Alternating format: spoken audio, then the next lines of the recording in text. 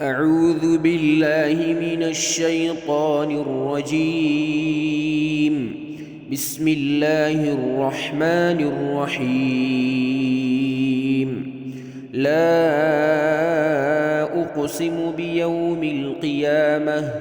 ولا أقسم بالنفس اللوامة.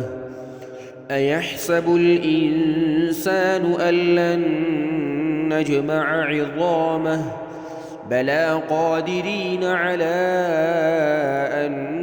نسوي بنانه بل يريد الإنسان ليفجر أمامه يسأل أيان يوم القيامة فإذا برق البصر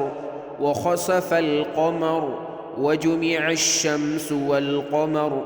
يقول الإنسان يومئذ أين المفر كلا لا وزر إلى ربك يومئذ المستقر ينبأ الإنسان يومئذ بما قدم وأخر بل الإنسان على نفسه بصيرة ولو ألقى معاذيره لا تحرك به لسانك لتعجل به إن علينا جمعه وقرآنه فإذا قرأناه فاتبع قرآنه ثم إن علينا بيانه كلا بل تحبون العاجلة وتذرون الآخرة وجوه يومئذ ناظرة إلى ربها ناظرة ووجوه يومئذ باسرة تظن أن يفعل بها فاقرة كلا إذا بلغت التراقي وقيل من راق وظن أنه الفراق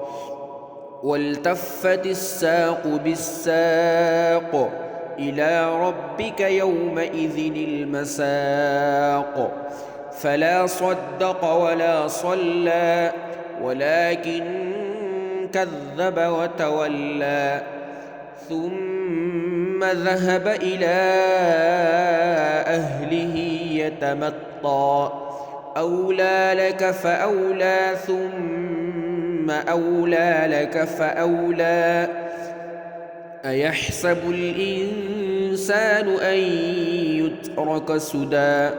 ألم يك نطفة من مني يمنى ثم كان علقة فخلق فسوى فجعل منه الزوجين الذكر والأنثى أليس ذلك بقادر على أن يحيي الموتى